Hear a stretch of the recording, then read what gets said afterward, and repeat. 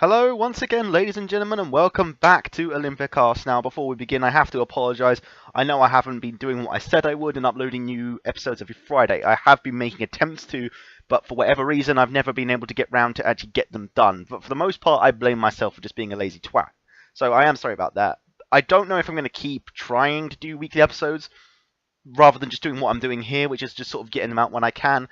But, well, we'll see how it goes in the future anyway. I apologise for that, and hopefully we can rectify it in the near future. So, we are now deep into the, well, not deep into the Olympics, but we are diving right in there. We are 9 events in. There are 41 events still to be finished. We are in Wave 2, and we are well underway now. There is no turning back now. We've begun, we got right in there, and things are already heating up to be very, very interesting. So, in this episode, I'm going to be doing a review of everything that happened in Wave 1, as well as a preview of everything that's going to happen in Wave 2. So, let's start off by looking back at Wave 1. 8 events in Wave 1 have been completed, and the 9th is near completion.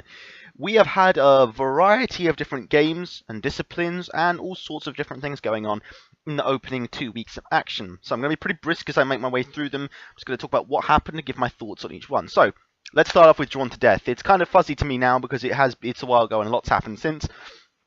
But as an opening event of the Olympics that was never meant to be anywhere near the opening, it turned out quite well, I think. And it kind of set a great precedent for the Olympics in that the top seed didn't win. You know, Rydek won, which no one expected, and that a great precedent because it's important that I think that anyone realizes they can win events, even when it seems like someone has got an event locked down. The impossible can happen, and it was a great way to start off the Olympics in that regard. Really enjoyed myself. I know everyone else who played really did, and for a game that isn't actually that popular at Tobog, that actually did quite well. So the second event was Kawaka. Now this was sort of seen as if Drawn to Death was sort of a soft opening, this was the hard opening, because there was 7 people who turned up, which is a great attendance for a Tobog event, for an event that everyone knows how to play and everyone can get stuck in. And I'm so glad everyone got stuck in. That was a really fun event, really enjoyable, and I think so many people did themselves proud. They did absolutely fantastic. In the end, it was a victory to Cal, expected from the beginning. He was the top seed, and he had broken the record about 5 times prior to that. But in terms of the level of hype and anticipation going into it, I think it definitely delivered. It was a great event. I really enjoyed myself. I'm pretty sure everyone else did too. It's actually just kind of a shame we have to wait another year now until the next one comes around. So the third event, Tabletop Chinese Checkers. Now this was sort of drafted in as the absolute last event to be added to the Olympic roster, because initially we were going to do 8-ball, but 8-ball was total and utter shit. So we drafted a new one. No one really knew what to do going into it, because quite frankly it's you know, it's something most people probably played as a kid, but, you know, hell, if I had played it any time before. There was 5 of us who attended, but I had to step down as it's a game that only allows even number of players. That's fine, I don't mind. But I tell you what, it wasn't half bad. It was a long event. It was very long, especially for me, who was doing nothing but sitting there and watching. Oh my god, it was a long event, and it was draining. I actually had to put a time cap on it in the end. We didn't think, I mean, we were going to do it with 6 players. That would have gone on for fucking ever if we did, but you know what? The Olympics are built on events like that. It's not a glamorous event like something like Board Game Online or Cards Against Humanity. This is the bedrock of the Olympic roster, these sorts of events. And it's these sort of events where the medal table is won and lost. And Rydek scored a crucial gold medal, his second in 3 events, and did, well, he didn't even attend the second, well, his second in the first 3 events. An absolutely fantastic win for him. Sly and Cal got themselves on the board again, very well done. Overall, a decent event, not the most thrilling in the world, and being perfectly honest, it's not the sort of event you're going to keep talking about for months to come, but there we go. 4th event. I just have to quickly remind myself what happened next. I believe the next event was International Snooker, I think. Well, even regardless, I'll talk about International Snooker. That proved to be a good event. Now, the problem with International Snooker was, again, it wasn't actually meant to be in Wave 1. It was intended to be later in the games, but it was drafted in as a replacement for PlayStation All-Stars 1v1 when it became clear that we weren't going to be able to do that event now, because, you know, everyone is making it so hard to play with. But you know what? It turned out really bloody good. Like, I am kind of surprised because Sly and Igni hadn't even played the game prior to that event, and they both came in and did really well. And the tension, and it was, you know what it is? It was a good event because it was just, it had the drama. You know, it had that drama. Me losing by 1 fucking point in the first round. Me winning the first round of the final and then solely just coming out and turning on God mode and destroying me in the last round. I know a lot of you didn't watch it. It is available for you to watch on the YouTube channel. Bit of boring watch and the video is a bit laggy, but there it is. It was a fun event. I really enjoyed myself. Again, it's these sorts of events that are the bedrock of the Olympics, and I really enjoyed myself. I know everyone else did. Soli was so happy to win a gold, and I love seeing people get that happy about winning, because it is just so nice to see. Absolutely nice. Oh my god, I've just noticed. Never mind. Yeah, it was so nice to see. So nice. Anyway, following on from that, we had the second OMG event. We had Bubbles. Bubbles, it's not exactly the most glamorous OMG MLBC event, but we had an attendance of 5 people, and it's one of those events where you go in and anyone could possibly win. And you know what the great thing about that event was? Every single person who attended won at least 1 round. Even Nagy won the very first round. It's fantastic. And for the longest time, it felt like anyone could win. Even going up to the final few rounds, anyone could win. It was fantastic. But in the end, it was me who won, and I took my first gold, so thank you very much for that. That was enjoyable, and again, really enjoyable, nothing wrong with it. I really liked it. It was great. Following on from that, we had our first Pokemon event, the Crafted Singles.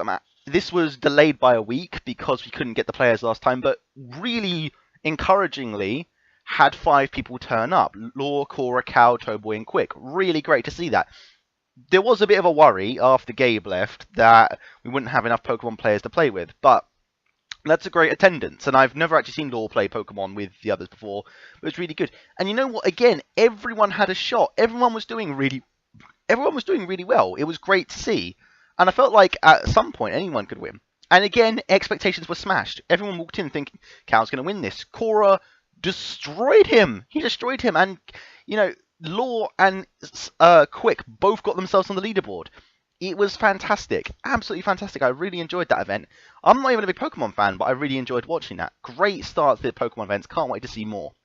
So, following on from that, the final event of Wave 1 that we've done so far, well, not apart from Hoops, but I'll talk about that later. Cards Against Humanity Individual. This is a massive event in the Olympic roster because of the attendance. There were 9 people who showed in total. Radek showed about halfway through. But it's got so much history in Tabog that it's such a big event, and I think I wasn't the only one who was looking forward to it quite a bit, and did it deliver. Cards Against Humanity is a different kind of event in that it's sort of about knowing your opponents more than it is about your own individual skill. And that definitely reflected through because most of you were there, you know what happened. Radek came halfway through and won. He won, he beat me by 1 point, and again, expectations were subverted. Sly didn't turn up, unfortunately. That is a real shame, because I think it would have been really interesting having him there defending his title. But them the breaks, you know, we can't get everyone we want. Radek did exceedingly well. I think a lot of people were like shocked at it, but I think we should show appreciation for the fact he was able to do that, because that is a hell of an achievement to turn up halfway through an event that takes about an hour and 20 minutes to complete and win. You know, he 10 points blasted through them. That is a fantastic achievement. Very big congratulations to him. Put him on 3 golds. 3 events, and he's won all 3 of them. Radek is doing absolutely fantastic so far. When the hell is he going to trip up? We'll see. Anyway, great performance by everyone. You know, a few people were slacking, but, you know, quite frankly, everyone picked up their game. Even Igni, who was doing pretty poorly, picked up their game and got better later on. I really enjoyed seeing that. That's all the Wave 1 events we completed so far. Now, of course, the other one to talk about is Hoops. Hoops is 4 games in now, as of yesterday. We've got 2 games left remaining that will determine where the gold medal are going. As it stands, me and Jack are on 2 points, Sly and Igni have 1, and Quick and MT have 1. I mean, what more do I have to say about Hoops apart from that first game? If you haven't seen the replay of it on YouTube, please go and see that game. It's the one between Quick and Empty and Sly and Igni. It was incredible. Honestly, for the five of us who were in that match, and Cal who was watching, easily, we agreed, it was easily the best event or competitive thing in Tobog history. It was fantastic. Absolutely great. Brilliant. Enjoyed it so much. The rest of the games have been great as well. They've been really enjoyable. I mean, in a few of the videos, you'll notice me getting very angry because I've been in them, but I get very passionate when playing Rocket League, so I apologise about that. But it's been a great event so far. I was worried about how Hoops would be received, because Hoops isn't the main mode. And if I'm being perfectly honest, there is a lot of luck involved in it, and I was worried about the reception it would receive, but it's been doing really good. My only gripe is it's taking too long to get it done. I was really hoping to have been long finished by now, and it's the only thing left to do in Wave 1. But, you know, we'll get there eventually. We'll get it done. There's only 2 games left. I'm hoping to get them done by the end of the week. Again, like I said, them's the breaks, you know. So Wave 1's been a astounding success so far. I think we've had a mix of high caliber, low caliber events, but everything's gone well. We've had a large mix of different gold medal winners. I don't know the exact number, but there's been many different gold medal winners in the first one. Oh, I've completely forgot. There's another event I forgot to talk about. The Last of Us pairs. Yes, the Last of Us pairs. That was the other event in Wave 1, which me and Jack won. I'm not going to go on about this one because I don't like to go on about events that were, well, complete and utter domination. I don't think our opponents could disagree.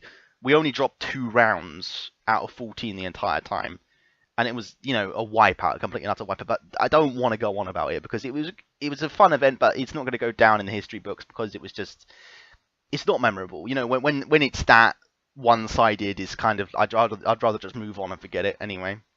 So Wave 1's been interesting. It's been a great start to the Olympics. I've really enjoyed almost every single event. If I had to pick out a best event, I would say, I would have to say Cards Against Humanity, just because it had a bit of everything in it, really, and everyone was doing really well, and, you know, it has the memory, you know, the memory of Radek coming back and winning the way he did. That is going to resonate and last in Tobog for a very long time. So Wave 1's been fantastic, and I'm really, really excited by the start to the Olympics we've had, and yeah, nothing more to say. It was absolutely great. So now that we've talked about Wave 1, let's talk about Wave 2. There's 8 events in total on Wave 2, and 1's already been completed. So let's go over Boccia first. Boccia is probably the least known event in Tobog. You know, the name just confuses people. But it's a deceptively simple game, and it's a game that I'm sure everyone has played in their life. They've just not even realised it because it's so simple. I can teach someone how to play Boccia within 10 seconds, and they'll be able to master it. It's that simple. Second tabletop event. If I had to pick a weakest event so far at these Olympics, it would be that. But only by default. I think it kind of gives it a bit of injustice. Is the fact that only 3 people showed up. And it's just kind of going to be... pretty much the only thing it has going for it is that it was Igni's first ever Olympic gold medal. Like, he didn't win any last year. This was his first gold, and it's going to be remembered for that. But the actual event itself didn't really make any sort of impact at all, and it was kind of just swept under the rug. So I think it's a bit unfair to call it the worst, but I think it is probably so far. Maybe just a better way of putting it is just like the least memorable event, I suppose. But, you know, it is what it is. So anyway, Wave 2 has already seen significant amounts of changes to it. We have had to change up several events, especially including the timing. Tiny Races and Deadline have switched their time slots. Triples Crafted Pokemon has been replaced by single randoms.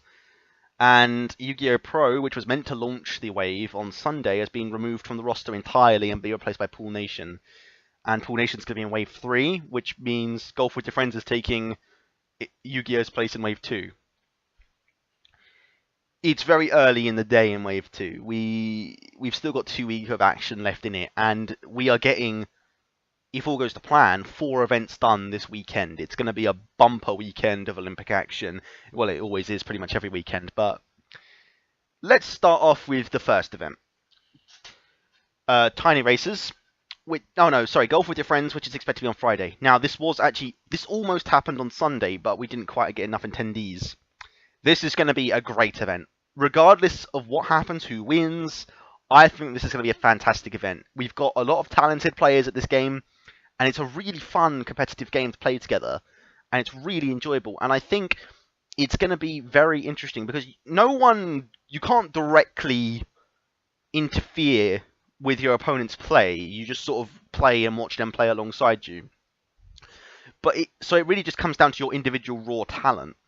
And I am really excited to see how that turns out, because, like I said, we've got a lot of talented players, but all very equal at the same time. I'd say me and Soli and Towboy probably at the same amount of skill level.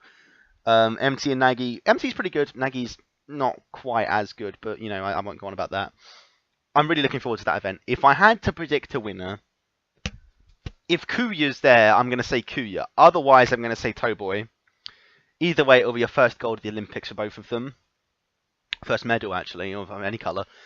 And, yeah, that's what I would have to say. If neither of them are there, without meaning to sound like I'm boasting too much, I think it'll be me. But we'll see. Yeah, I'm really looking forward to that one. It's going to be a lot of fun. So, next up from that, we've got the first GTA event, Tiny Racers, on Saturday at 5. I am so eager to get the GTA event started. The GTA events were the largest chunk of the Olympics last year. There were 8 events, which was about 4 more than any other game. Which the one that came closest to it was Rocket League with 4 events. It's tying with OMG and OBC this year as the highest one. But I'm just so eager to get started on them. I am so eager to get the GTA event started, because they, to me, are the sort of the lifeblood of the Olympics because of their nature, their competitive nature, and they're so fun. There's so many different things we can do. Tiny Races is an interesting introduction because it's a completely new mode. It's a bit of a wild card. It's only just come into the roster, but I think it's going to be a hell of a lot of fun. And for those of you who aren't participating, give this one a watch. It's a lot of fun, trust me. To observe, it's great. It's fantastic. It's crazy, it's open, and anyone can take the gold. There will only be 3 of us. It'll be me, Jack, and MT, because Radek isn't back in Canada yet. But I'm very much looking forward to that one on a personal level. I think it'll be great. Following on from that same night at 7, we've got OMG MBC Tonk. Now, this is a bit weird. I've always found Tonk a bit weird. I'm kind of surprised it's even on the roster. When we were doing the OMG games, kind of thought, there's no way this can make it in, but it surprised me. I'm not sure about that one, really. It's open. I couldn't pick a winner. Because it's so RNG based, I think this is an open event that anyone could take. I'm hoping for an attendance of around about 6 people. The matches are 4 people maximum, but we can split it up into groups if need be, like we did at the OMG games. I'm not really sure what to say about these events. If I had to pick a winner, Cal, just because he's fucking Cal. But watch this space, I suppose. It could be pretty good, but it also could be quite forgettable where the OMG events go. We'll have to see. Sunday, we've got the Pokemon Single Randoms. Now, this is probably the least interesting event of the Pokemon roster, because you don't build your team beforehand. You get given it just by the game, which makes it more accessible. More people will be inclined to play, because you don't have to build a team beforehand. You don't need all that sort of knowledge. You could just sort of go in and get stuck in and play. So we might be expecting a higher attendance, maybe 5 or 6 people if we're really good. But in terms of overall, like, once the whole thing's said and done, I don't think the single random is going to be talked about that much. But we'll see. You know, anything can happen. But anyone can win that one. I'm going to tip Quick to actually defend his gold medal. It's about time someone defended their title at these Olympics. I'm looking forward to that happens. Following on from that, we've got 3 more events to talk about. We continue on with GTA Deadline on the next Friday. Radek should be back by then, but if he's not, we'll still get ahead with it. If he's there, I predict him to win. If not, I predict me to win. Now, I'm not going to go on about Deadline because this was meant to be the second event of the Olympics, and I've talked about it at length in a previous video, so I'm just going to leave it at that. You know, if you want to hear me talk about Deadline, just go and listen to my Wave 1 video. That's it. Following on from that, we've got Overwatch triples on the Saturday. Now this, I'm very much looking forward to the event itself. I am not looking forward to organising it. It's going to be absolute hell to organise. But the event itself, once everyone's in place, should be epic. It's probably going to be a pretty short event, all things considered, because the matches don't take that long. And there's not going to be that many of them. I'm yet to decide exactly how the format's going to be. Whether it will be a 7-round playlist or not, I don't know. It's actually probably best to do something like best 4 out of 7, maybe. We'll see, we'll see. I don't know about that yet, but I can't possibly put down a prediction because we don't know what the teams are going to be. All I know, or I can tell you, is that me and Blonde are the team captains because we're the most experienced players, and we'll be picking our teams to join us very soon. I can't predict who's going to win. I really can't. There's no way of knowing at this stage. But if all goes to plan, it should be a very exciting, very tense, and very memorable event. I'm very much looking forward to that one. Finishing off Wave 2, we have got one of the biggest events of the Olympic calendar, Board Game Online Individual. I don't need to explain to any of you how big this is. Board Game Online perhaps is second only to Quiz Night in terms of its competitive history at Tabog.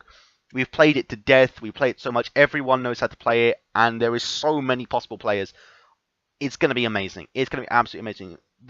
The rivalries, the tension, the history that bleeds through Tabog playing BGO is fantastic. The energy is great, and I cannot wait to see how it turns out, because whoever wins is going to be crowned champion for another year, and they get to hold that over everyone else.